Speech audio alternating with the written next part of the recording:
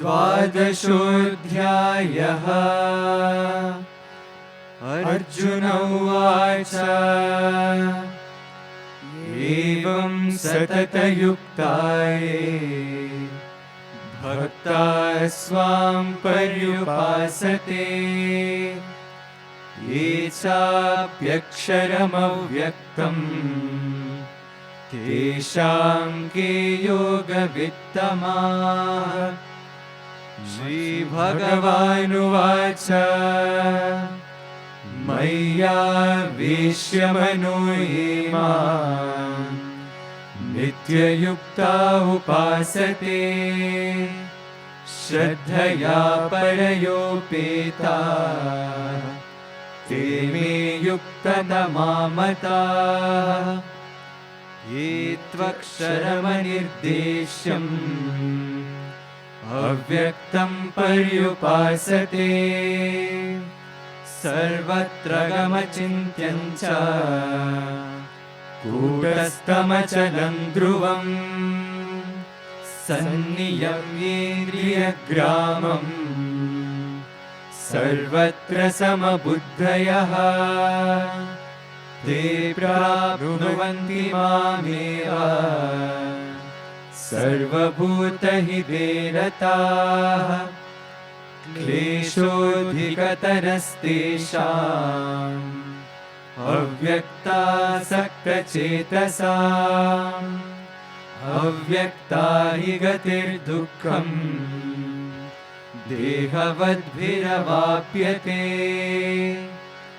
ये तु सर्वाणि कर्माणि मयि सन्न्यस्य मत्पराः अनन्येनैव योगेन मां ध्यायन्त उपासते तेषामहं समुद्धर्ता मृत्युसंसारसागरात् भवामि न चिरात् पार्थ मय्यावेशितचेतसाम् मय्येव मन आधत्स्व मयि बुद्धिं निवेशय निवसिष्यसि मय्येव अत ऊर्ध्वं न संशयः।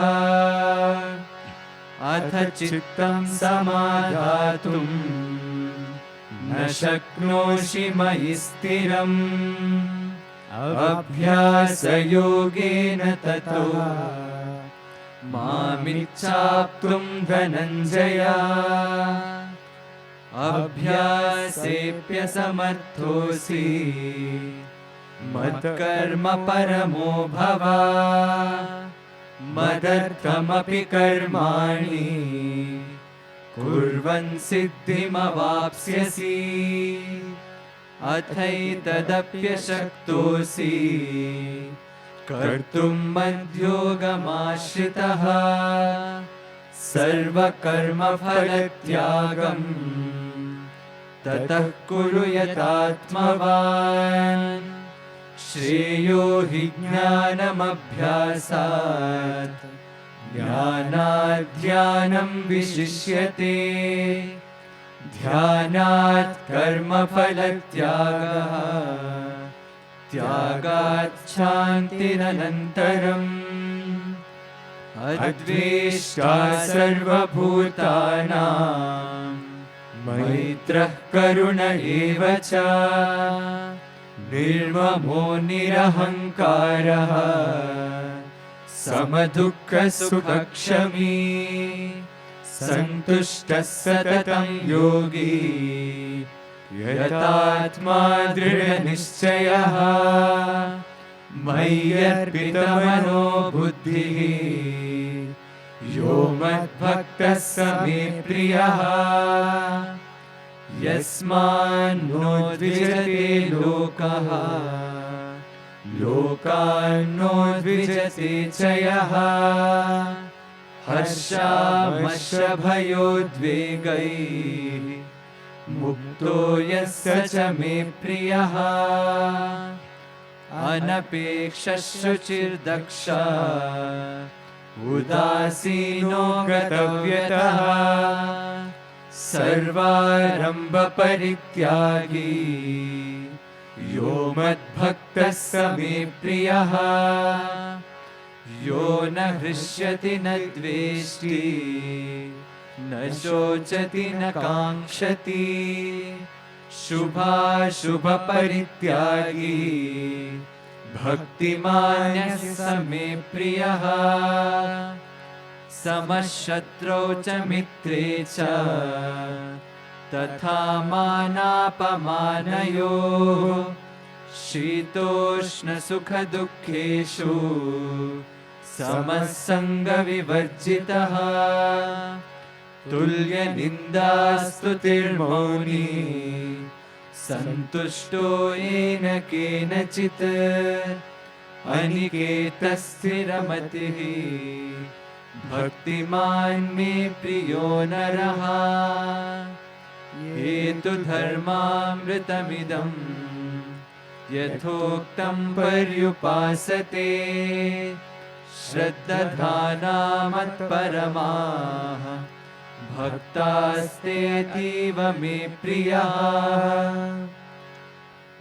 So we went through the whole 12th chapter of Bhagavad Gita from the beginning till the end now, these 20 shlokas.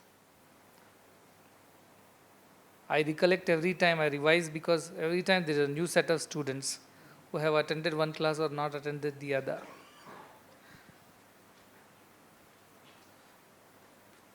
So Arjuna and Krishna are talking, and Arjuna asks Krishna, between those who completely absorb themselves and worship your form, and those who worship you as the formless one, who is the greater yogi? And Krishna says, those who completely absorb their mind in me and their intellect in me. It means they don't have a separate thinking or doing other than what I will. So their will has become my will, completely merged in me. They are the best of the devotees. However, those who worship me as formless, by controlling their senses, keeping their mind equanimous, and always engaged in the welfare of all, they also attain me only. Between the two, worshipping me as a form and the ones who worship me without form, this formless aspect, the path of worshipping the form is the easier one. Because the people who are endowed with a body have a body consciousness, and so they find it easy to worship God as a particular form. And then he goes to say, however, the best would be that you completely dedicate your mind to me, so much so that there are no two, there is only one that exists. Completely your mind is absorbed in me. But if you are unable to do that, then at least you, by abhyasa, you practice to do that again and again.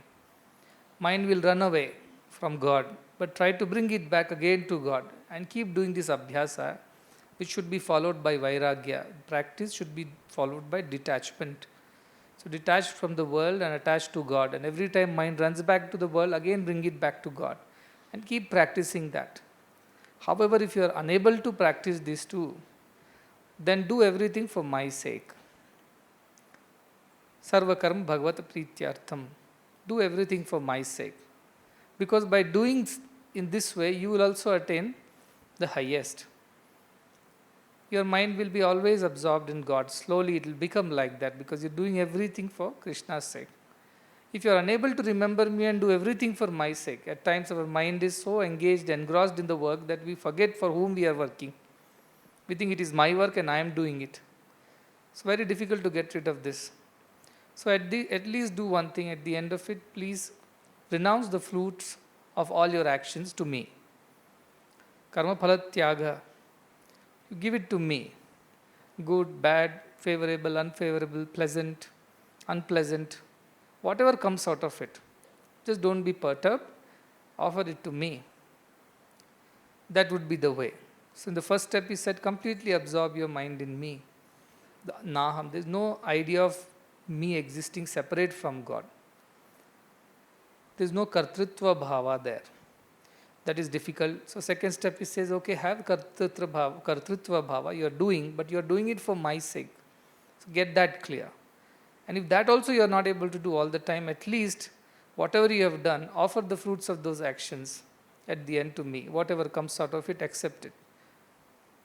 And then he goes on to describe that doing it mechanically without any knowledge, it is better to do it with some knowledge of what you are doing.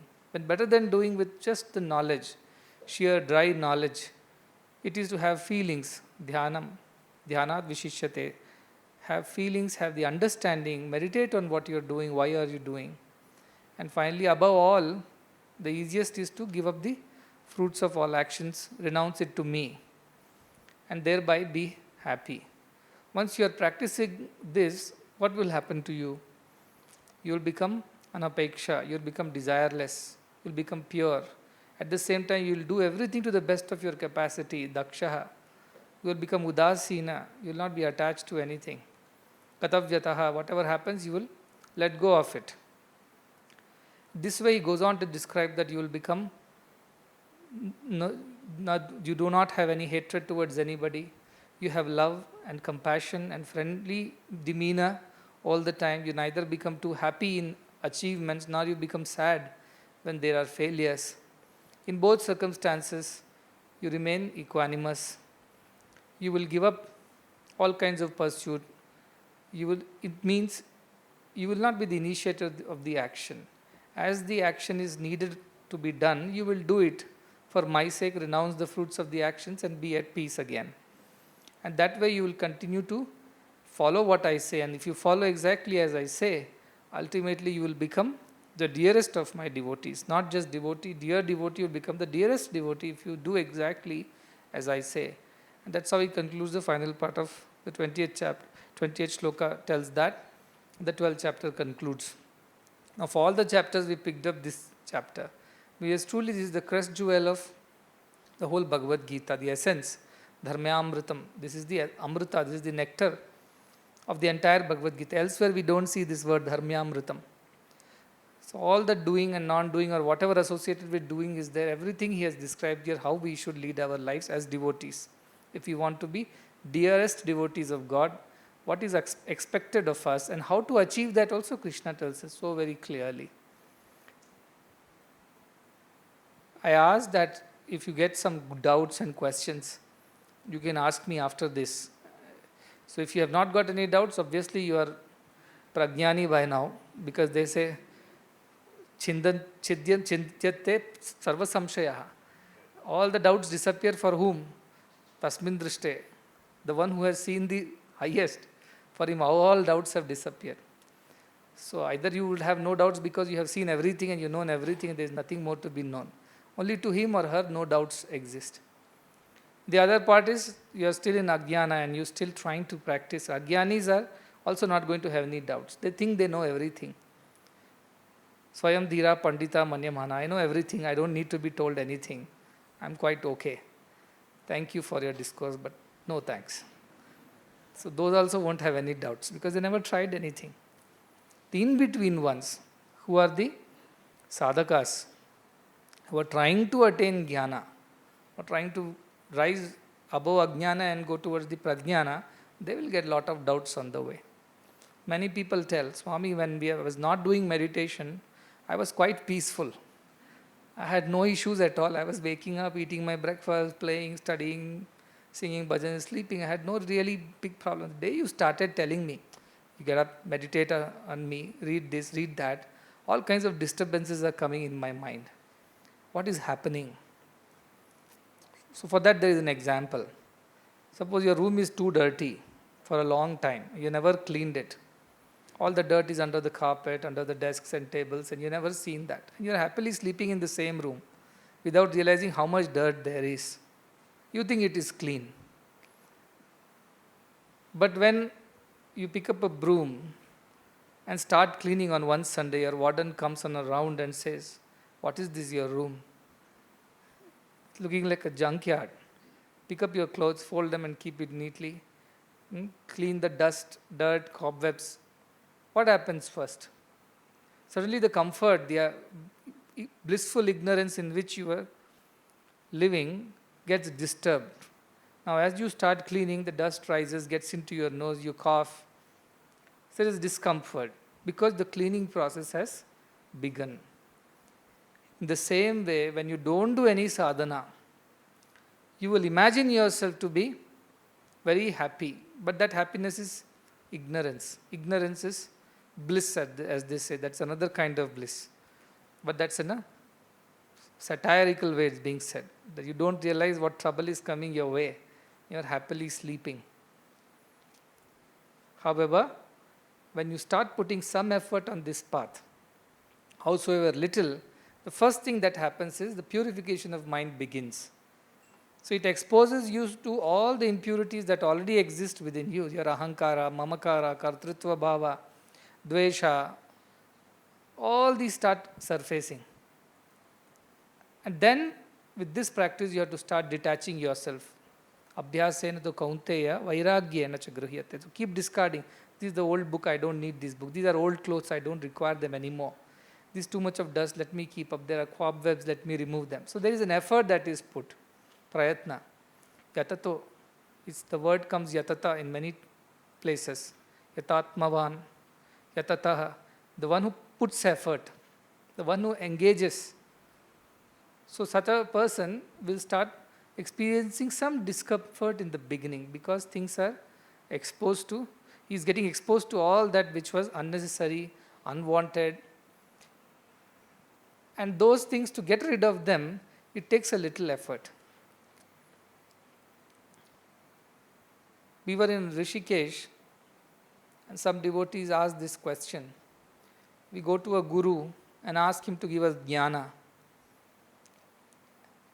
Is Guru partial? That some people only he gives the Gnana and some people he does not give the same attention, give the same instructions. Is there a partiality in the Guru? Why is it that some progress so fast into the presence of a Guru? Why is it that some people lag behind? What happens? So we said that Guru's grace is like the sunshine. It shines for everyone equally. All can benefit from it. If you open your windows and doors, the sunshine will enter the room and it will brighten it up. You can also enjoy the light. Then why is it that you don't open the doors and windows? Some of us don't open. Because the moment you open the doors and windows, the light shows how much dirt is inside the room. We have been living in so much of dust and dirt. The room is so unkempt. And that exposes all that which needs to be gotten rid of. And then the next moment what happens? Oh, I don't want to get rid of this. This is too difficult. So close the windows right back. Shut the door. And then Guru's grace, despite being around you, you don't benefit from it. Because you're not putting the effort needed. Effort is discomfort when you start. So that makes it very difficult. That is what Ashtavakra says. But those people who are worldly, they are Vagmi, they speak a lot. Prajna means lot of intelligence they think. And they are very busy. Lot of work they do. But the moment they become closer to realization, what happens? They become mukam, jada alasam. In a positive way. In the sense they become mukam. They cannot speak anymore because the jnana tells them there is nothing to be spoken. So they naturally become silent. They become, in a way, mudham. In the sense they don't have to engage in intellectual pursuits. They have to withdraw from that. They think this is all a waste. Jada, they become like that, they say. The world looks at them like that. Hey, this fellow doesn't talk at all. He's become jada. It means he's become like a inactive, kind of a lazy person. He does not do too much of activity. He's not running around everywhere trying to earn money, get name, improve his business. Look at him, he's just withdrawing from everything. In a way, he's becoming useless. So what happened? The world perceives them like this. What happened to him? Till yesterday, he was so active, running around, doing so many things in the world. Suddenly, he's become so silent, withdrawn. He's not interested in all these things. Out of that fear, that what will world think of us, and also their inner attachment to going on speaking, making friendships, making associations, and keeping themselves active for whatever reason, because their guna is like that, rajas. They find it difficult to withdraw from all these action, even if it's useless. So what they do, they instead give up the good things, the tattva. Tasi tyaktva, tattva tyaktva they call it. They give up the tattva itself, saying that if I become divine and spiritual, I cannot go to movies and malls, I won't enjoy this junk food, because my conscience will tell, this is not sattvic food, this is not sattvic behavior. I cannot enjoy all the friendships that I have so far on all my social media, because half of them or most of them are quite worldly. Suddenly I will not feel like talking to everyone, I will try to keep to myself. I will lose friends.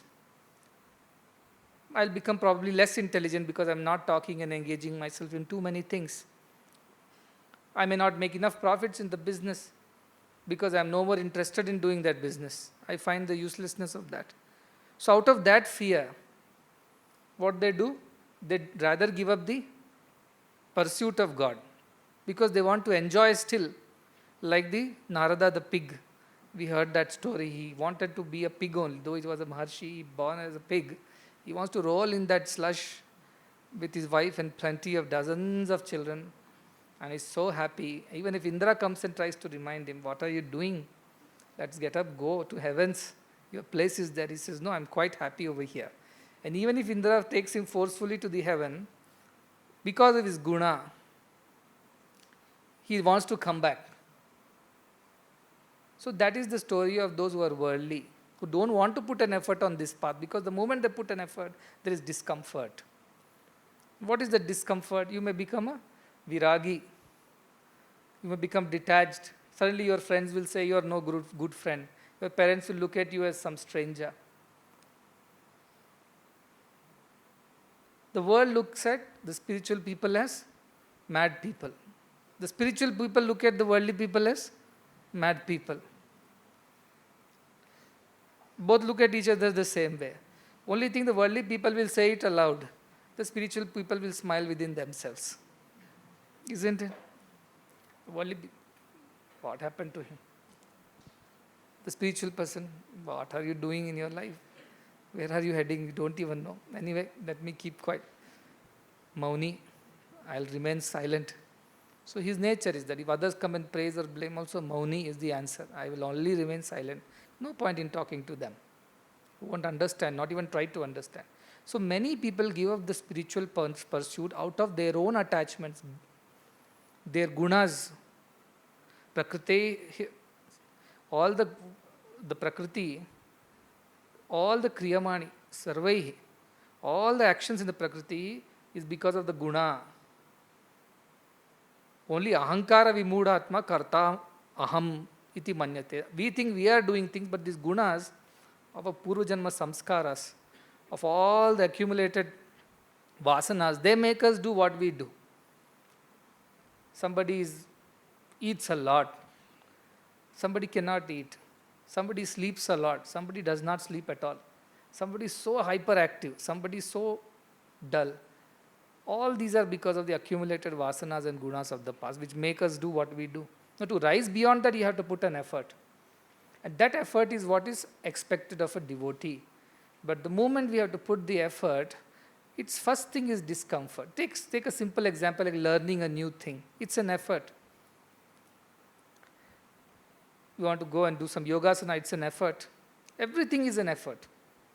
Because that is how karma bhumi, that is how this whole world has been designed. Everything depends on your effort. The spirituality also depends on your effort.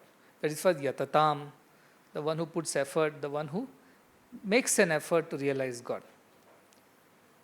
So, this chapter should inspire us to come out of this lethargy, this complacency, this indifference kind of attitude towards things, and try to rise ourselves above that. Uddhared atman atmanam. You have to help yourself come up. Because you alone are your friend. Atmano hi atmano bandhu. Atmano hi ripura atmanaha. You alone are your friend. You alone are your enemy. So even if I give a discourse and he explains and we all hear it and read it any number of times, unless we put a little effort to help ourselves rise, despite the discomfort, despite what others say, what others don't say, what others think, don't think, irrespective of all that, if we try to put some effort, we will rise. Ata urdhvam na samshaya. Definitely we will rise. And it's so much of assurance, Bhagavad Gita, this. Pratyavayo na vidyate. There is no adverse reaction to this, except that your so-called friends will become, they'll unfriend you. Because you are no more like them. You have changed. They will say, he's not anymore the same, she's no more the same. So they will not engage with you. They will not invite you over to their parties and dinners or whatever activities they do. Because you are no more like them. Your nature has changed. But if you put this effort, except for this reaction, which is a good reaction, isn't it? Sarva Sangha Parityagi. You have to give up everything at the end. So especially first start with giving up the company which does not help you to remain spiritual or become spiritual.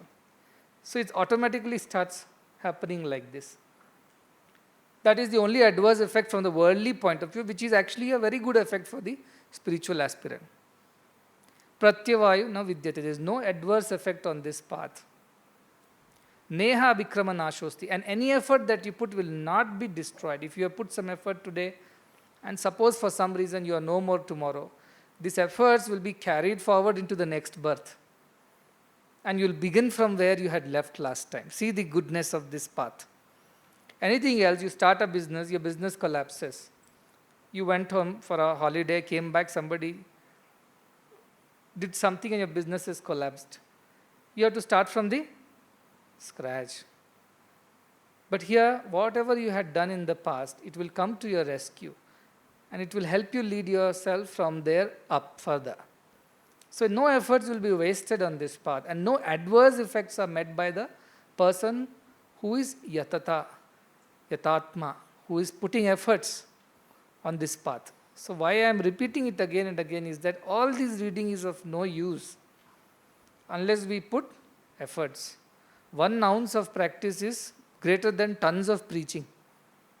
Little practice, swalpam apyasya, little bit, kinchita, little bit, put efforts is what I said. So last time I requested that you pick up one quality, one idea from this 12th chapter and try to see if you can put efforts to practice that completely, as none of these qualities are independent of each other. They are all dependent. They are in a way same things said in different ways.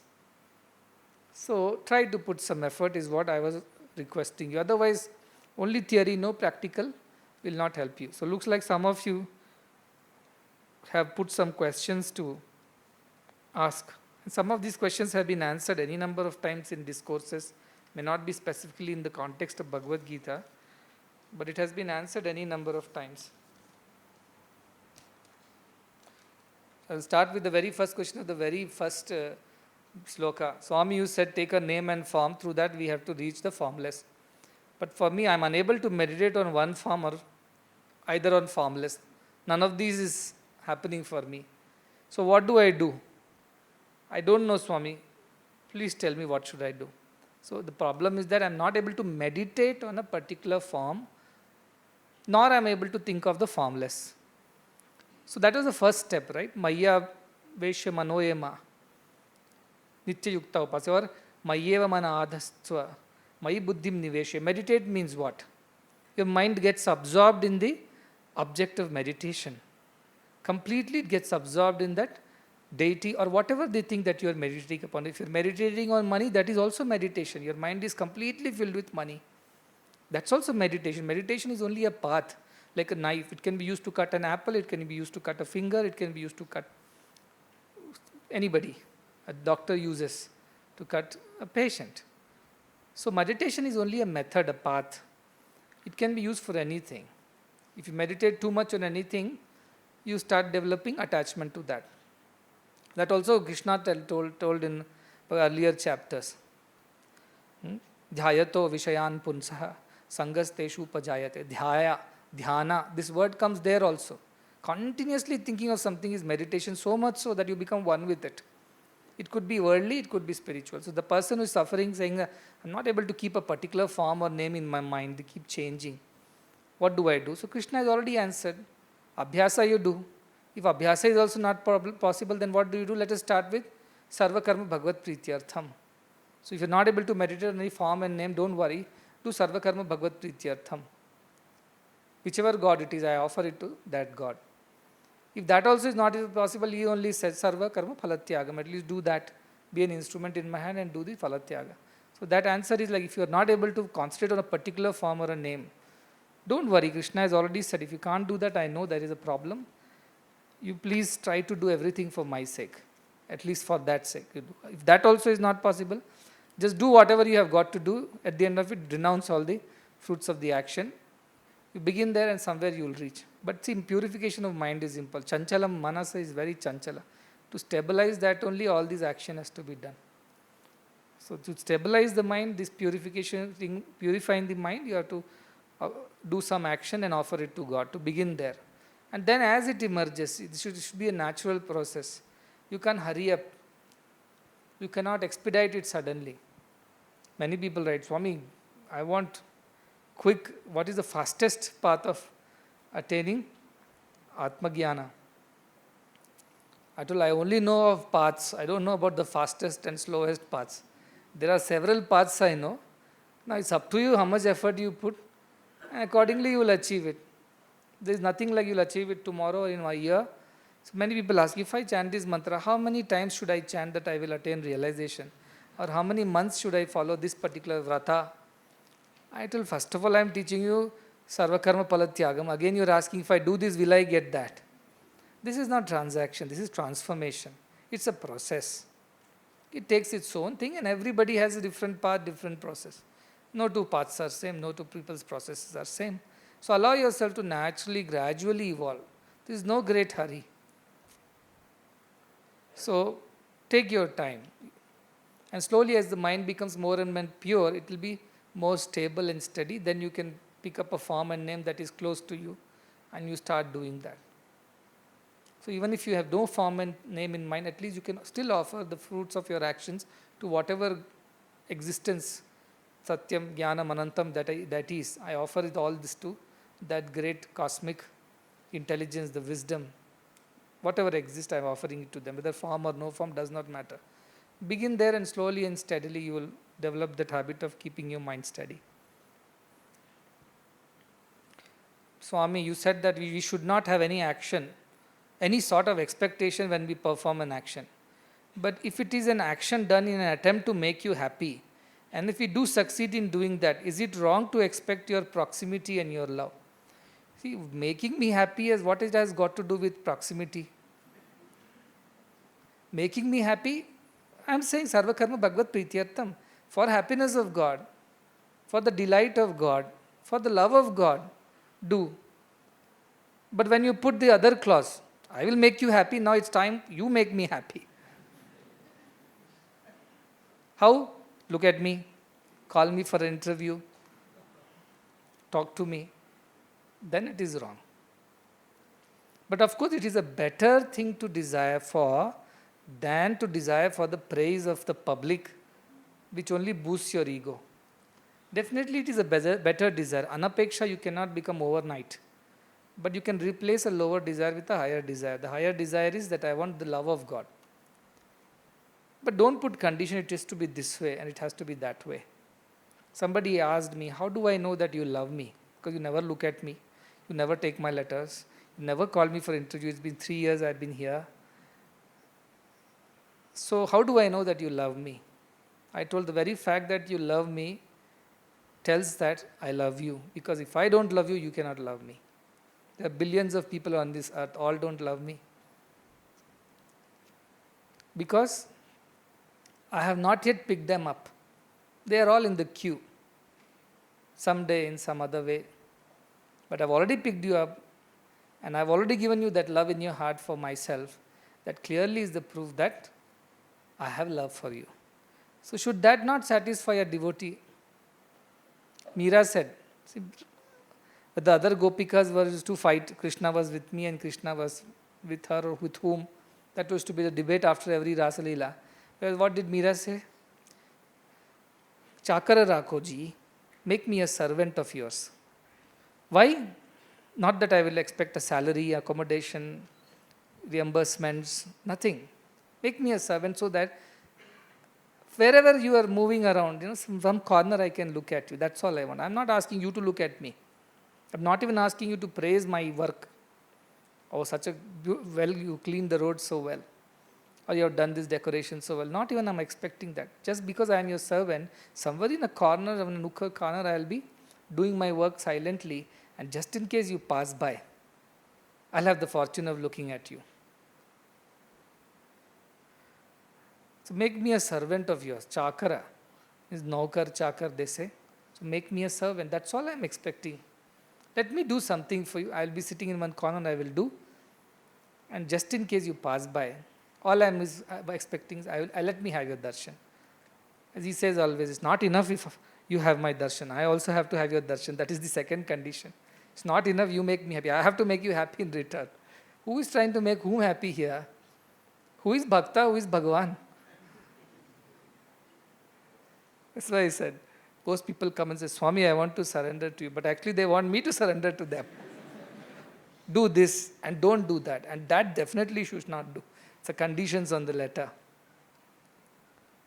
So how can that be bhakti? That's why first you ask yourself, are you still a bhakta? Then you ask whether you're a dear bhakta or a dearest bhakta. First you ask, you're a bhakta. So how can it be that you do an action in the attempt to please me? I'm pleased.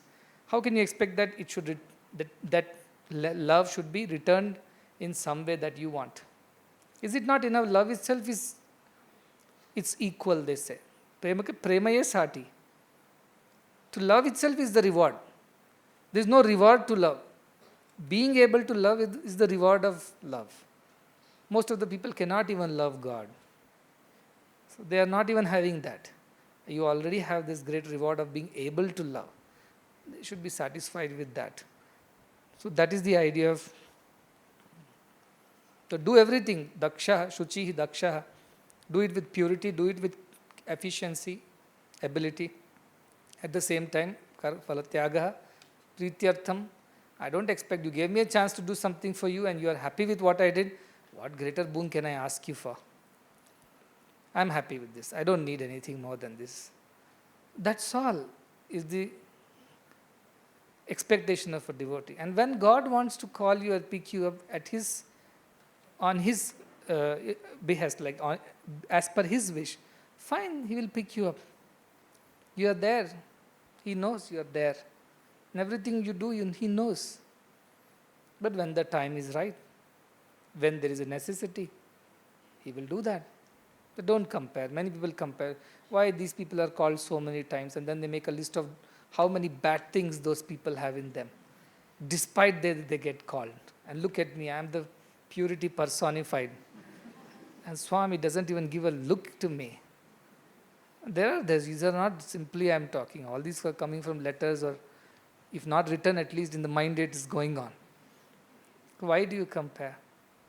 You are you, they are they. For whatever reason, it's God's will. So think like that and don't be too worried about what Swami's reaction is. You worry about whether you are satisfied doing what you have done for Swami to the best of your ability. Somebody's letter 3 years. So Sai Krishna said one has to totally concentrate and merge his mind in me. But you also promoted the idea of seeing you in everyone through service. So one side you say that totally merge your mind in me. Other side you have to see me in everyone. So are they not kind of two opposites? Is it the way to realize you quickly by seeing you in everyone? Is it the way to realize you quickly is the first question. So I said, how is it different? If you try to see me and me alone, it's not possible that you will not see me in others. This is not contrary. This is complementary.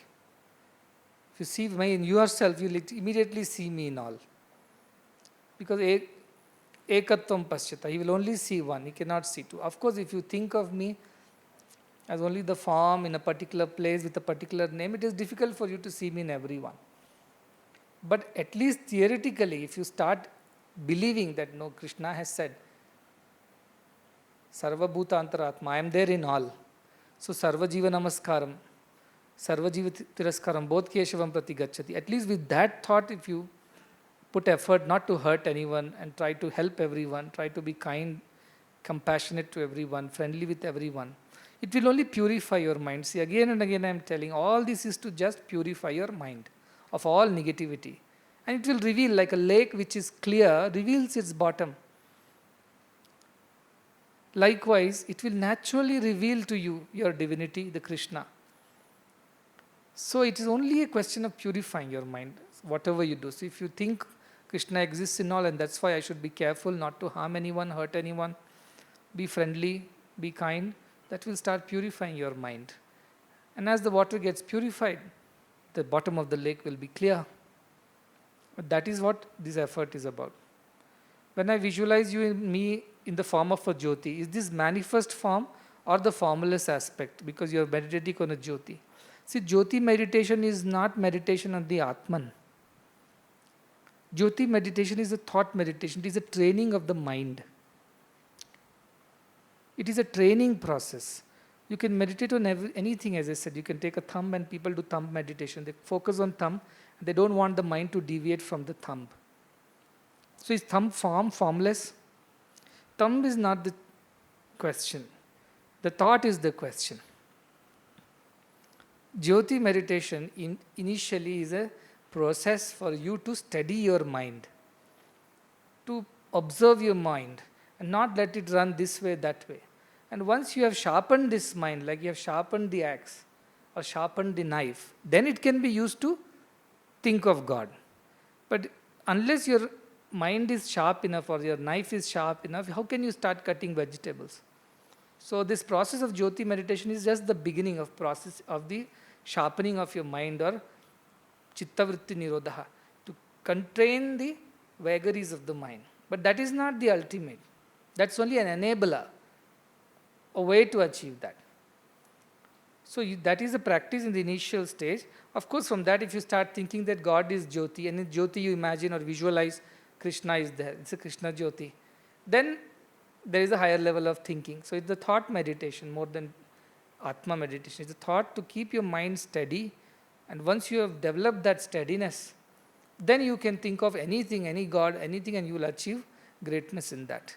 So all Jyoti meditation or thumb meditation is not necessarily a spiritual activity. It's an activity to tame the mind and its vagaries, to control the vagaries. That's all it is. Beyond that is the idea of form or formless. So regarding the qualities of a devotee, when I think of one quality that I should take up is Suchitva, that is purity.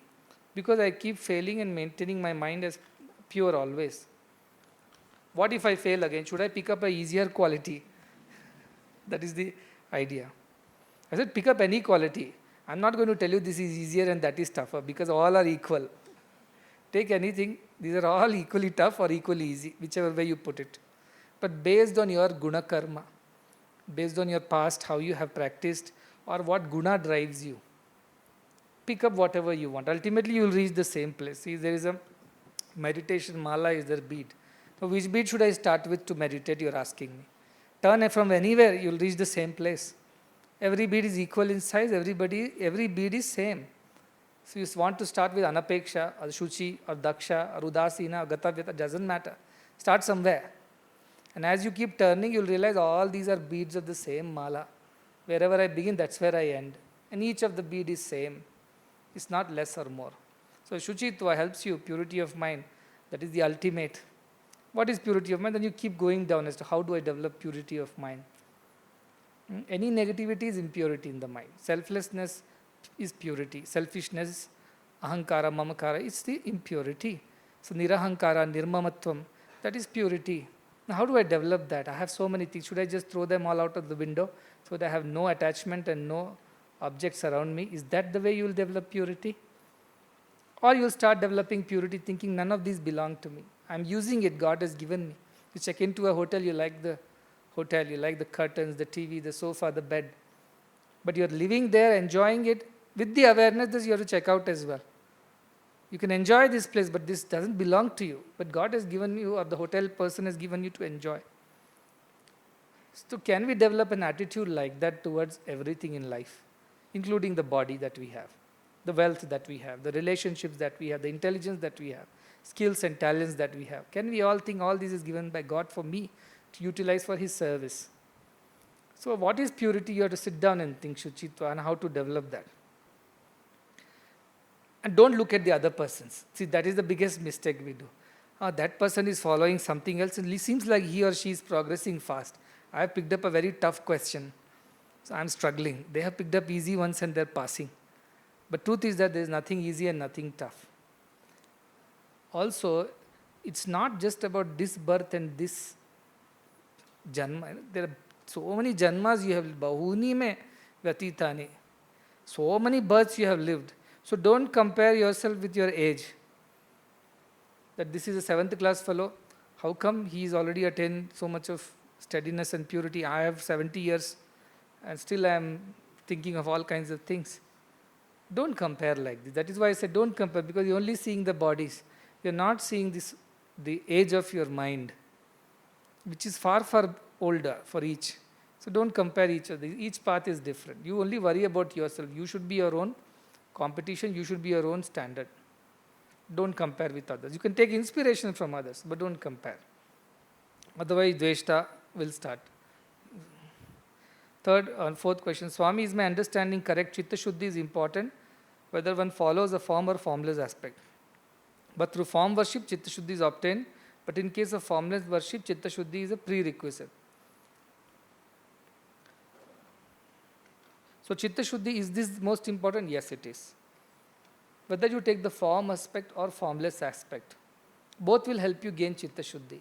And ultimately you will realize that you are not different from that form, or you are one with the formless, whichever way you think, only when your Chitta is completely Shuddha. Both are, suppose I am a Jnani, and I meditate on a formless aspect of God. I have not realized that God still. Chitta Shuddhi is again needed to realize that God. So what I have done, I have taken the path of sannyasa.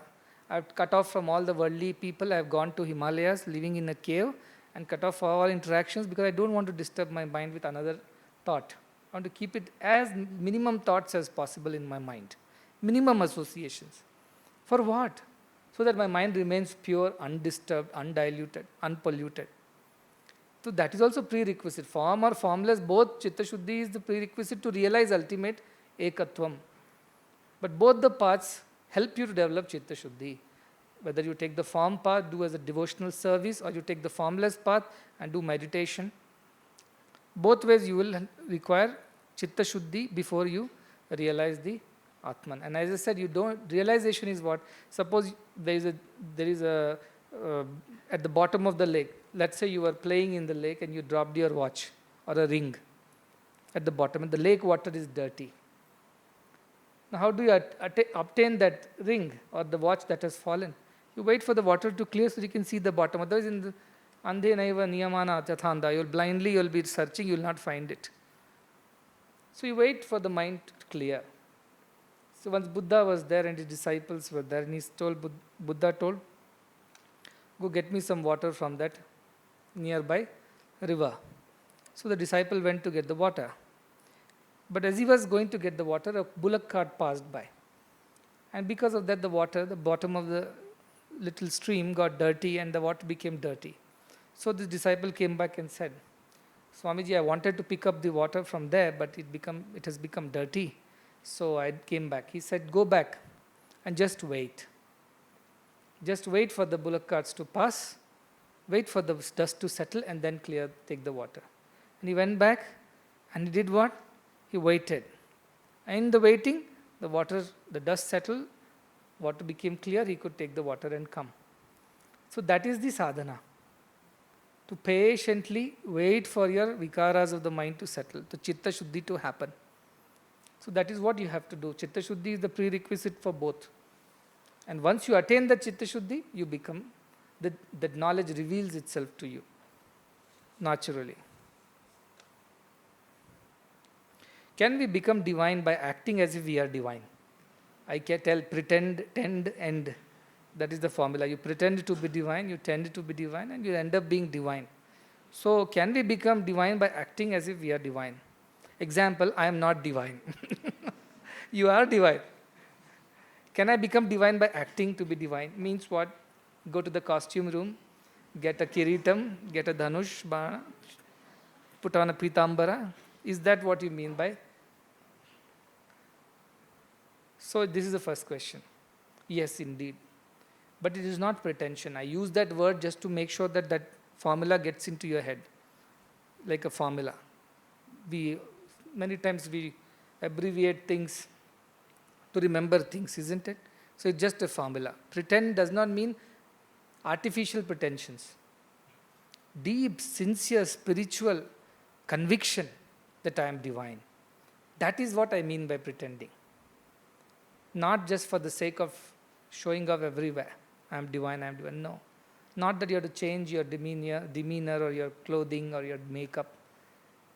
But deep down, deep conviction should be there, I am divine. Because scripture said I am divine. See, Tigrit, I always appreciate Tigrit for that. He says I am divine because my Guru said I am divine and my Guru does not tell lies. End of the matter. And why Guru? The scriptures said you are divine. The scriptures say three steps to realizing any truth. One is Shastra Pramana or Shruti. What is the Shruti? Shruti says, 4 Mahavakyas there. Ayam Atma Brahma, Prajnanam Brahma, Tattvam Asi, Aham Brahmasmi. So scriptures are telling me that I am divine. So that is the first step. So try to believe in that thought. That is pretension. Pretend means from that point of view. Try to believe and that convince yourself with that thought. Then second is what? Tarka. Or the argument, the logic, reasoning. If I am divine, how is it that I behave in this way, I behave in that way?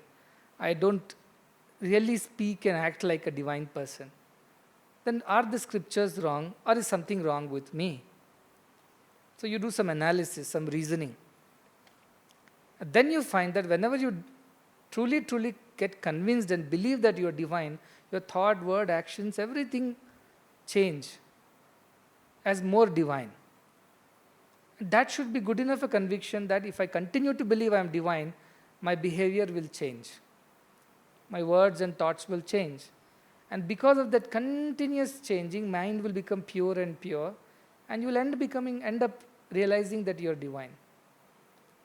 So pretending does not mean an external, artificial thinking. It is deep, supreme, convinced thinking about you being divine because the Guru said so, scripture said so, or whatever be the reason. And then you slowly start analyzing every thought, word and action.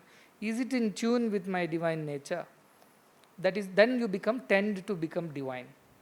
Tend is not on its own. By continuous discrimination, detachment, you will be tending to be divine. At the end, when you become completely pure, the divinity in you will simply shine forth. Like when you clear up the glass of the lamp, which is covered with soot, the Jyoti reveals itself. Jyoti was always there. The ring that has fallen to the bottom of the lake is there. To attain that, this process. So pretension is not the pretension that we do outside to the world. It is a deep conviction. And then analysis of every thought, word and action based on that conviction, and finally the realization. Anubhava is the third step. With Swanubhava, you know that you are divine. The people who don't believe the existence of God, but they do all their duties according to their dharma, can they attain divinity? A very important question, isn't it? They're atheists, but they're good people. They're doing what they have got to do. He's a doctor and he's doing his job thoroughly well. He is very capable doctor, very knowledgeable, very skilled, and very kind and compassionate, good, and does his best for everyone who comes. Can he attain his divinity? Now, I told you yesterday, what is the difference between you and God? What is that barrier? What is that curtain? It is mind. So his mind is good. His mind is good mind. But still the mind is there. Isn't it? His mind is a good mind. He's helpful, he's kind, he's compassionate, but yet I am doing is there. Only when you get rid of this I and merge this I in the bigger I, that is when realization happens, isn't it? That is what we are saying all the time. So can he realize divinity? Unfortunately, no. Because till he gets rid of this mind, I feeling that I am different from God, because God does not exist for such a person.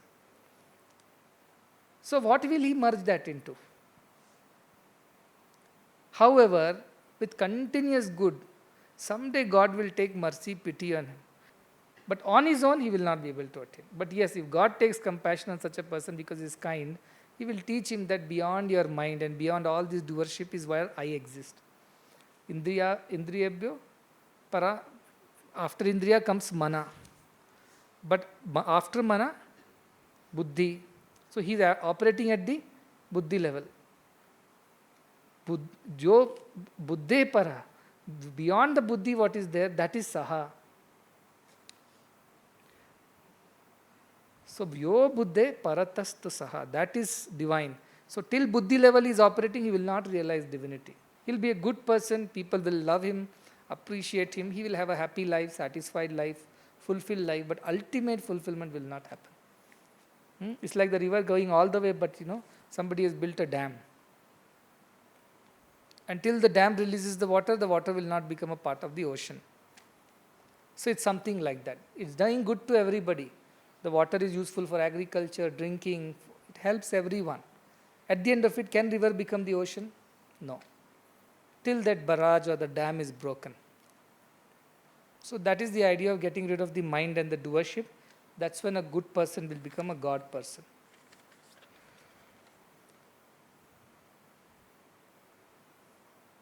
So if you continue to pretend like this, will it be one sadhana? Of course. If you convince yourself that you are divine and you act accordingly, that is the sadhana. To believe and act in that. Completely. To believe is to live, I say. To believe something is to live that thing. So believe will take you to that.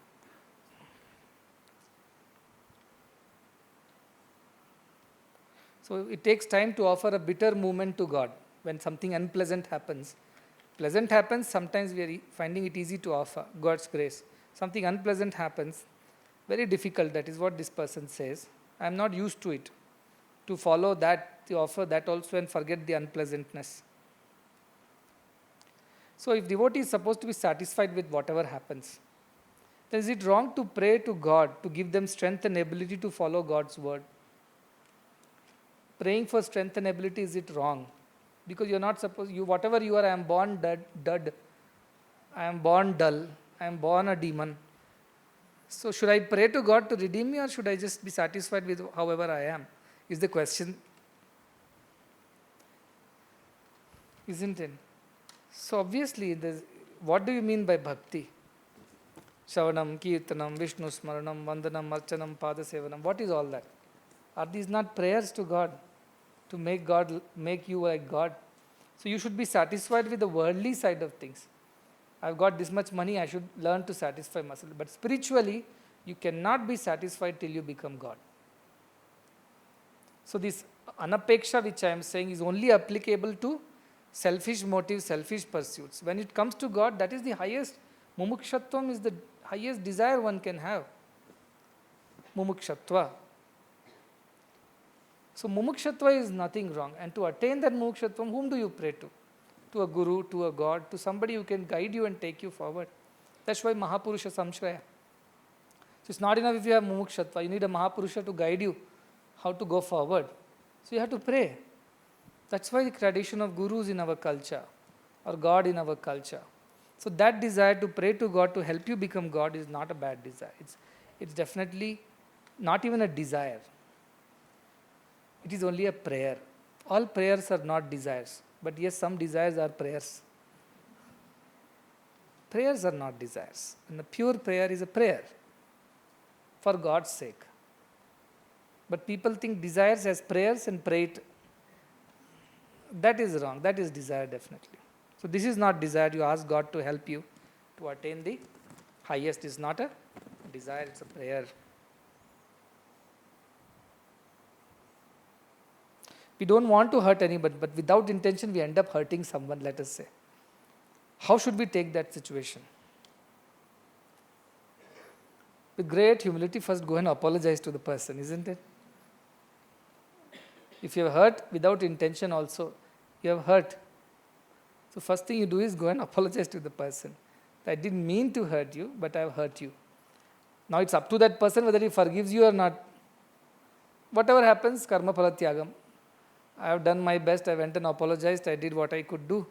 Beyond that, if I couldn't convince the person that it was not intentional and the person still holds grudges against me, what can I do? I offer it to God, saying, God, I did my best. I leave the rest to you. Hopefully you will give him the understanding or her the understanding that I did not do it wantingly. But if you have really, with pure heart, pure intentions, gone and apologized, definitely it is possible that you will be able to, at least you will be at peace. Tyagat shanti anantaram. You have given up that ill intention, or there was no intention, or whatever was there in your heart.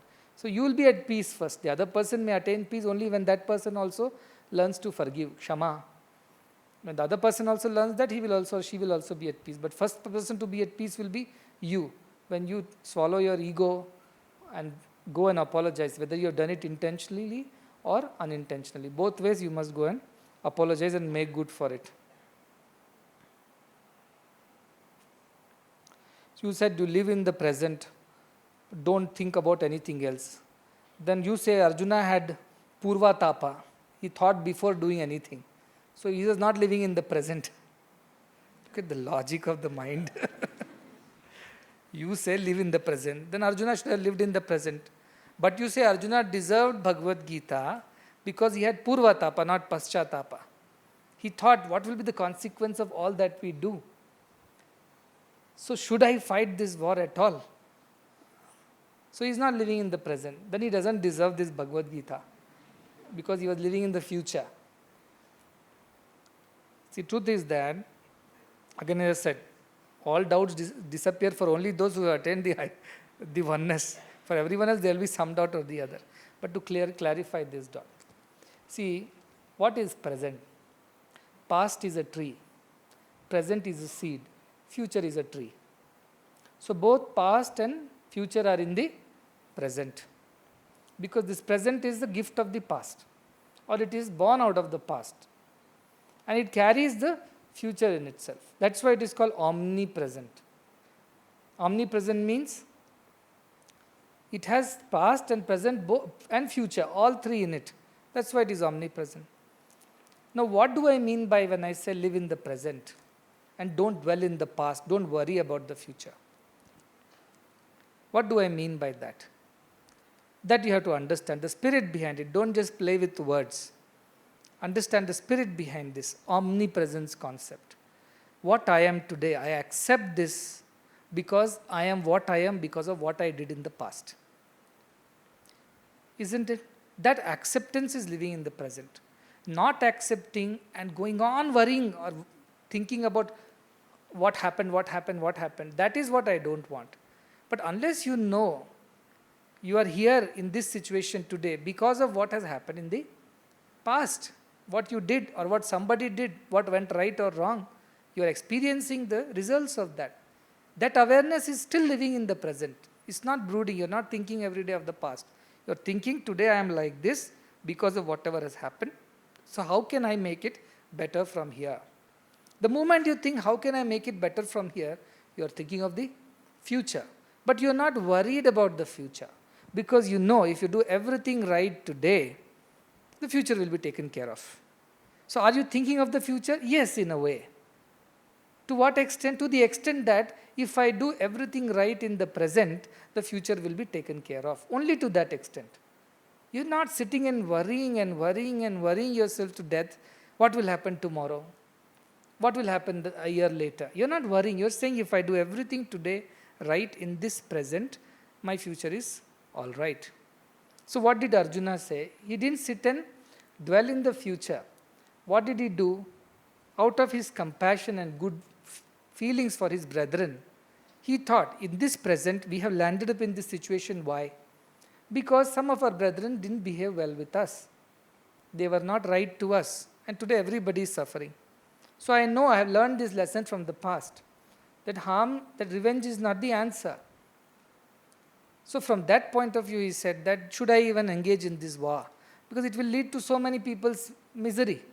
Women will lose husbands, children will lose father, and women without a husband in those times in the society will have nowhere to go. Who will do Pitra Yajnas? Without Pitra Yajnas, when the sons are not there to do Pitra Yajnas for their forefathers, those souls will be restless. And these kind of questions he asks, because which is as part of our dharma. Yet he waits for Krishna's guidance. At the end, he follows Krishna's guidance. So he is not unduly worried about the future. He is just thinking, what should I do right in the present, which will ensure that the future is good for everyone. Only to that extent. So he thought about the past also, because he knew what has brought them to this situation today. The past he remembers. Otherwise, why will they be fighting a war? Does he not remember the past? He does remember. But also he remembers that by doing this, what could be the future? He is contemplating on that. And that is why he is Purvatapi. So if you do something, and we say think before you ink. So is it living in the future? It is living in the present, because you want to ensure your present is right. Because present holds the seed of the future tree. To that extent only you think of the future, not beyond that. So somebody says that if you are happy, don't be too long, don't laugh too much, all this also will pass. So should we not be excited about any good thing also? Should we remain long-faced, Something good happens also, no, we are not supposed to laugh. Krishna said, don't laugh too much. So should we behave like that, with long face? Should we not be showing our happiness, our excitement? Should we not celebrate at all? So what do you mean by equanimity? Equanimity means no celebrations, no happiness, no excitement. Also at the same time, not at all perturbed, I failed, so what? The teacher comes and says, you failed in 3 subjects, so what? I am equanimous. Should that be the attitude? Is that equanimity is the question. Isn't it? Again, this is all play of words. The logic of the mind is... So what do you mean by equanimity in good times as well as bad times? Dukkheshu anudvigna manaha, it says. And sukheshu vigada spraha. This is what equanimity is. If in the times of sorrow, take refuge in the greater will of God. Surrender to God's will. And don't be disturbed within. But let us say somebody died, very close neighbor. You go there. And everybody is crying. And everybody is feeling sad. And you go smile and say, I am not disturbed by anything. Is that the right behavior? Is that the right behavior? So if you are a Mahagyani, and really does not touch you, it's a different story. But till you are in the state of this pretending, tending, out of compassion for the other person, Maitra, Karuna, should you not show some emotions? Not that you have to start lamenting and beating your chest and rolling on the floor. Not required. But should you not even have sympathy for the person who has lost something? Because that person is unable to understand this higher truth. So for that sake, but deep inside you are undisturbed, like the ocean. The waves are only on the top. Deep inside it's perfect peace. So that is equanimity. On the surface, some action will happen. So when something good happens, people come and congratulate. You don't even give a smile saying that I am not affected by all these things. They'll think you are an arrogant person.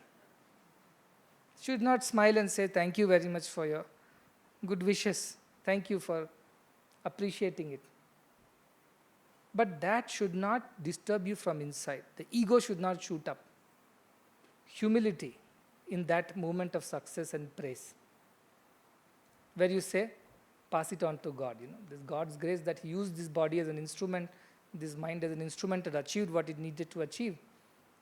So, to that extent only. But doesn't mean that you put up a flat face and don't even Acknowledge people's appreciation. That will be unfair, being in the society when you have to behave. So out of Maitra, friendship, you at least smile and say thank you. But it does not mean that you really accept it as a person. You pass it on to, you forward it to God. Similarly, in the time of despair, sorrow, difficulty, even when it comes to you, something very bad has happened unexpectedly. Now, how do you deal with that situation? It's a tremendous loss. Should you sit straight and not shed a tear is the question. Everybody is crying around you.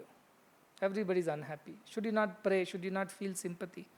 Your karuna will kick in. It will definitely feel sympathy for everyone. But at the same time, deep inside, like the ocean, you'll remain undisturbed. In a moment, you can withdraw yourself from that thought of unwanted sorrow. And you will be able to give courage to everyone. See, this is how God's will was. This is how it has happened. So please take courage in the thought that God has done the best. Perhaps this was the right thing to do. We don't understand God's ways sometimes. There's a lady who lost her 2 sons while her husband was away on a business errand. So those 2 sons were playing in the open, and then there's this lightning that happens. It strikes both the children and they both die. Now father comes back from the business errand. He went to some other country or other place to do business, and he returns. He asks this lady, where are the sons? First question, any father would return and ask, where are the children?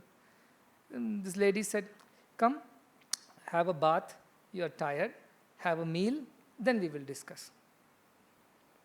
So, father does not anticipate much, goes, has a bath, comes back for a meal, she serves the meal, they have a meal. Then she asks a question to this person. Imagine if your friend had given, if my friend had given me 2 gems to keep in my custody.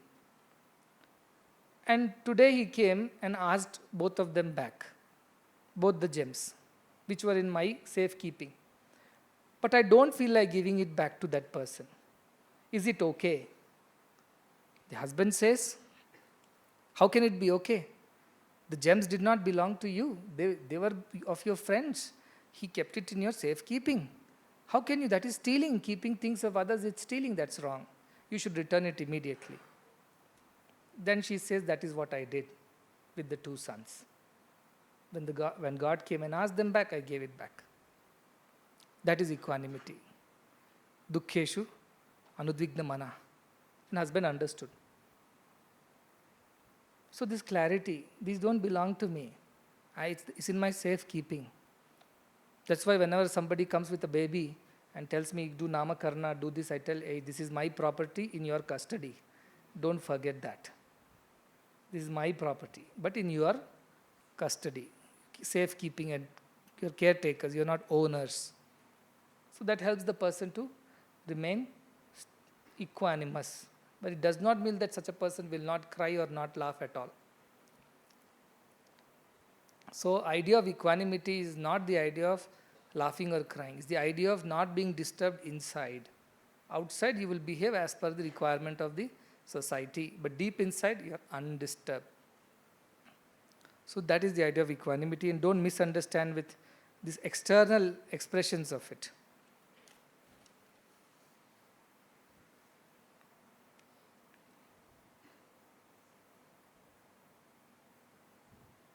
This is very honest letter. It says, many times things don't happen the way I want, and I have blamed you, Swami, for all that. I have hurt you, I have blamed you many times for my sadness. But I have also blamed myself, and I have lost self-confidence because of these things. And I always worry about what others think of me. So how do I ultimately offer everything at your feet and not be affected by anything about what people think about me? Very big problem this is, what others think. Isn't it? What I think is not important, what God thinks is not important, what others think becomes very important. Most of the people live what others would say, what others would think. That is their main problem. So what is the answer in Bhagavad Gita only for this?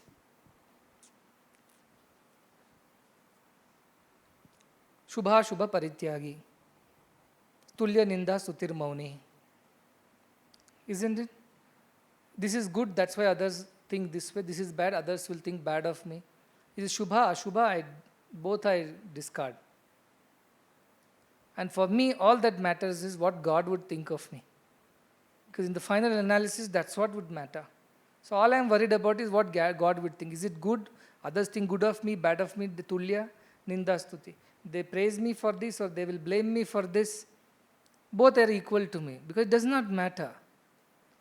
Others will, their thinking will keep changing. Munde mattir binna. Everybody thinks differently of everything. As I said, the one who is God loving, he looks like mad to others. One who is world loving, he looks mad to the spiritual people. So it depends on which perspective that you have. But what should matter to you in your life is what God thinks of me. Will He be alright with what I am doing, thinking, or saying? That's enough. So I always give this example. You see, you try to please everybody, you will end up pleasing no one. But you please God, you will end up pleasing everyone. And Durvasa with his disciples landed at Draupadi's hut. That too after the noon meals were over and Akshay Patra was washed clean. And Duryodhana was the one who always was plotting against the poor Pandavas.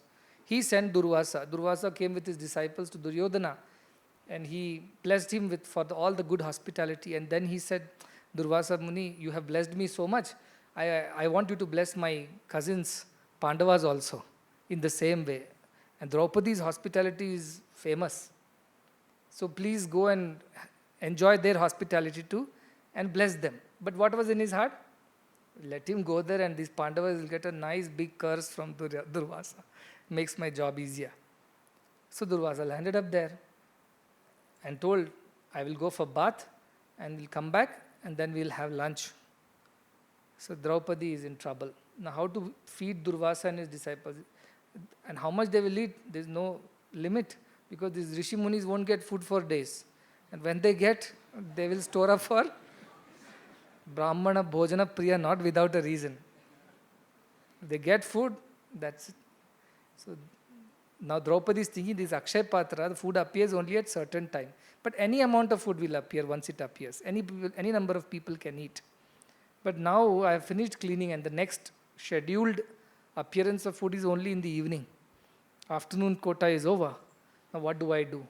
And she starts shedding tears. She knows that she cannot save her husbands from a curse now. Already they have so much of trouble in life. Now here is Durvasa and his disciples. And they don't know what to do. So she prays to Krishna, Apad Bandhava. So Krishna appears suddenly in the middle of nowhere. Even if you'd had a phone or called up, even then your friend would have taken time to bring some food from some caterer. But Krishna appears right on the scene then and there, in the middle of nowhere. Knocks on the door. Oh, Krishna, good that you have come. I am in big trouble. He says, what happened? Now, Durvasa and his disciples are here for the food. That's a good thing. So he said, no, that's not a good thing because we finished our food. There's nothing left. Let's see if something is left in your vessel. No, there's nothing left. I just washed it. See if something is left. So she goes and picks up the Akshay Patra and sees. And Krishna looks inside, such a small leaf is left. Somewhere sticking in a corner. Krishna says, see, there is food. And you're saying there's no food for me. I'm hungry, and he picks that leaf and puts it on his tongue. That's it. The moment he puts in his mouth, all the Durvasa and disciples, their all stomachs are full, as if they've just eaten a wholesome meal. They burp so loudly that all birds fly away from the trees. So Durvasa and disciples. So you can imagine Draupadi was not worried without a reason. These people are getting food every day. Those rishis will get once in a blue moon because they'll be walking all around the forest and once in a while they'll reach an ashrama or some grihastha's place where they'll be given some food. So they'll eat as much as they can. So as he belched, all the birds flew. Animals disappeared from the forest out of fear. But Krishna is no less. He tells Bhima, what happened is so late, this Durvasa and his disciples have not yet come back. Go and see what they're doing, call them and come. Bhima is like, Krishna, should I really do that? Because we don't have any food here. If they come back here now, what will we feed them? He said, no, you go search, you come back, I will do something by then. So Bhima just follows Krishna's advice and goes in the direction of Durvasa and disciples. There Durvasa and everybody is having tough time, their stomachs are full. And they thought, Draupadi is such a sati. If she offers us food and we don't do justice to her hospitality, she may curse us. We may lose our powers. So before such a mishap happens, let us run away from here. So Durvasa and his disciples are running away in the opposite direction of the hut. And Bhima is running behind. He thought Durvasa has got upset with us. He shouldn't curse us. He's running behind Durvasa and his disciples, and with all their bellies rolling up and down, they are running. Look at the sight that Krishna created. Why this story? To tell you that if you pleased Krishna, you pleased everyone. At the end, everybody will be satisfied. So don't worry about what others think if you are right. Isn't it? If you can please God with whatever you are doing, and how will you know you are pleasing God or not? Because inside you will feel satisfied. I have done this for Swami, I have done it well. You'll feel great love for Swami, and that is the indication that Swami has given his love to you. Because you feel, whenever we do something for Swami, howsoever small little, doesn't our love increase for Swami? We feel so much more love today for Swami because we have done something for Swami. Even if it's putting a flower here, or even if it's singing a bhajan, or anything small. So the moment you feel that satisfaction within, you know that Krishna has been satisfied. Because my Atma Krishna, my Atma Rama is satisfied. That is good enough a proof that Swami is happy. So that is most important. See, Lokaninda, Lokastuti will keep changing with time. Today if you are good to somebody, they'll praise you. Tomorrow for some reason you have to be bad to that person. Bad in the sense you're doing something which is not wanting, that person doesn't like it. Then he will curse you also. So how long can you depend on their praise and blame? So let them do what they want to do. You do what is right. You do for pleasing God, and that will help you to attain God. So that is more or less the questions which came, and somebody asked me one more question from abroad. People are watching this. Swami, I don't want to do so much of service activities for you in my country, but I see so many other devotees are there. They don't participate at all. They don't participate with the same enthusiasm as me. So sometimes I feel very dejected, and even I get upset. Why are they not participating? Why I have to do everything? So why am I suffering like this? And he himself writes, is it my doership that I suffer? That I feel that why are they not doing and I am doing? Or even if I don't think I am doing, it is to be done. And those people are not participating, though they call themselves devotees. So why I am feeling so disturbed is the question he asked, which is very natural. Many people come for good things. When it comes to hard work, many of the people are not around to help because they are only interested in so much, not beyond. They are not ready to put more efforts on this path. So what do I do? So to them the answer is that, see, again I've been observing Ashtavakra's thoughts. Ashtavakra says very beautifully, Kartritvam Agni, Martanda Agni. Kartritvam Dukkham Martanda Agni Dagda Antaratmanaha. What he says, this doership is a tremendous fire of sorrow in which your inner being gets burnt. This doership is such a big fire in which all your inner being gets burnt. It means you get so disturbed. If a finger burns, how much pain is that? Even the fire is off, you've taken off the finger, still for many days that pain and the suffering will be there. So that is the fire of doership, he says, Ashtavakra. Definitely it is doership. I am doing so much. Why everybody is not doing like this? Now why should you expect everybody? You took up a project. Some people promised you that they will participate. Now they don't want to participate. So what do you do now? Sarvaramba Parityagi. If you took it up, then you will suffer. But if it's Swami who told you to do, and you started doing something, then Swami will find ways to send people. If not this, somebody else. Swami gives opportunity to one person to do something. They don't take the opportunity, he'll find somebody else to do this work. And it will go on. But when it is our initiation, it's not a guarantee. But when it is Swami's initiation of anything, any work, any activity, which is a group activity, that is the best, because he will find his ways to get it done. And you have to be selfless, and you only pray pray for its success. Swami, we want to offer this. You gave us this job to do. We want to do it and offer it back to you. Please help us. That is, as I said, that is a prayer. That is not a desire. That's a prayer. You can make that prayer and Swami will find a way. But somehow you feel responsible for it. No, I have been the project in charge. And all these people were supposed to be part of this. And now they are not turning up, they are not doing this. And you start developing negative feelings. Dveshta. You become angry.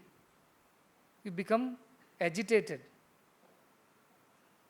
Yasman no dvijate loko. You should not be agitated by the others. But you are getting agitated. Why it's all this happening to you? It's because somewhere the doership has crept in. If it is not crept in, God will come and somehow manage to do it for you. In some way or the other, in some form or the other, He'll come and do. And just in case He doesn't do it and the project is left halfway through, still you will be karma palatyaga. You will still say that I have done my best without any ego. I have tried whatever I could and I offer it to you. It has not happened. Don't blame yourself for that. As long as you don't have the kartritva bhavam. The moment you have kartritva bhavam, what will God say? Okay, here is the steering wheel. You drive the car. I will sit behind. So that is where we start suffering. Most of the people, when they work in a group, they suffer because they keep looking at what others are not doing and what they are doing. And then they suffer comparing with each other and they get angry with each other and things like that. Of course, as a leader of a group, like suppose you have in the department over here, 10 people are to work in the department. As a leader, you have to have that maitra, karuna, with which you should have such good relationship with each other that you should be able to inspire them. Also, you should understand their limits, how far they will go and not further. Accordingly, you allocate the job to them. I don't give the same job to everyone because I know that is how much they can do. If I give more than that, they will not be able to do. Everybody will get frustrated. They will get frustrated. The whole experience, instead of being joyful, will become a misery to everyone. So understand your people correctly. Don't set wrong expectations. All this is part of your daksha, efficiency, your skills as a leader of the group, to understand each other's weaknesses, strengths, capabilities, interests, and accordingly allot them the task. And suppose beyond all this also you don't have enough people to achieve that task, then don't go for that much of achievement. Adjust according to your people, according to your resources. I want to change the whole world. But can I do it tomorrow? I know everybody's limitations.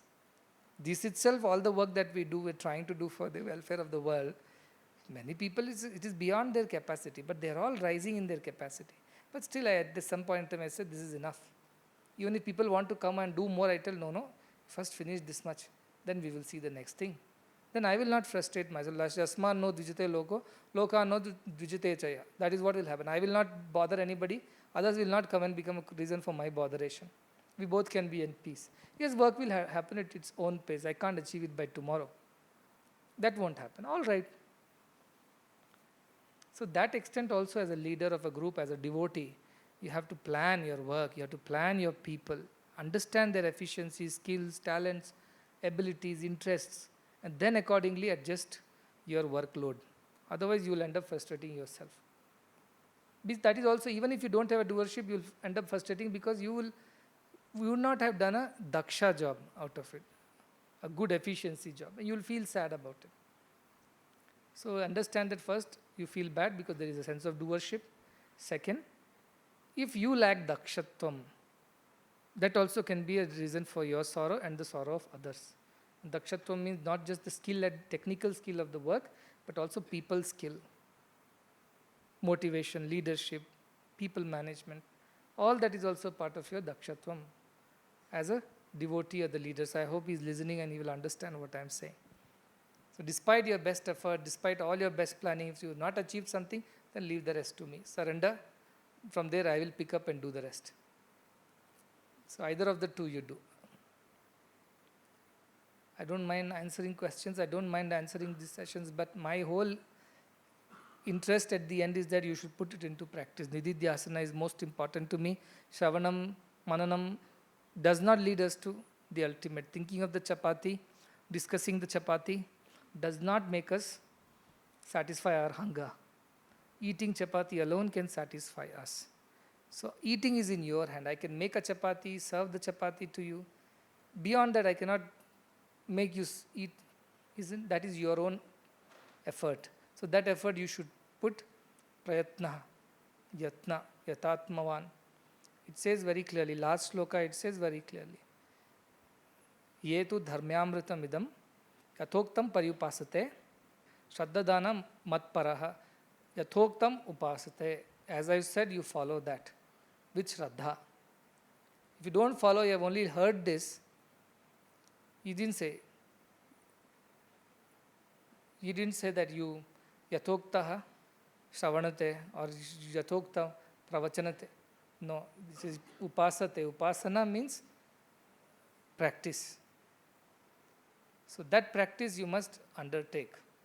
And you, each of you, as I said, take any quality, is like the beads of the same mala, begin anywhere, you will end up in the same place, and let it go on continuously. One quality will lead to the other will lead to another, and some point of time you will become ativa priya. So please put efforts and practice. That's all I expect. So with that we close this discussion on the 12th chapter of Bhagavad Gita. Take some time, do mananam, nididhyasanam, and if come up with more doubts, you can always come and ask me. But all the other chapters, I am leaving it for you to read, because this is the most important chapter for me. If you understand this, the relation between you and me becomes pure, becomes unsullied, becomes divine. Otherwise, this relationship comes with a lot of ifs, buts. If you do this, then you are that. If you don't do this, I don't want this conditional bhakti. Unconditional bhakti is what I expect. This is what came from Gopikas and Gopalas. They didn't expect anything. Even if Kuchela came, he came with the expectation that Krishna will help him as a friend. Pandavas came to Krishna with some expectation that he will help them solve this crisis. But Gopalas, Gopikas came with no expectations, except for wanting to be in Krishna's presence. Whatever he's doing, just have a look. Meera went with no expectation. So that kind of desireless devotion, unconditional love for God is the essence of Bhagavad Gita's Bhakti Yoga. And only those who develop that kind of unconditional love for God will attain God. That is most important. Practice that. And as I said, if you are there, I'll straight away jump to the last sloka of Bhagavad Gita. Yatra Yogishwaro Krishna, Yatra Partho Dhanurdhara, Tatra Shri Vijayo Bhuti, Dhruva Niti Matirmama. It is the eternal law, it's unchangeable. It is applicable in every yuga. It's completely valid at all times. As long as these two conditions are fulfilled, Krishna and Arjuna.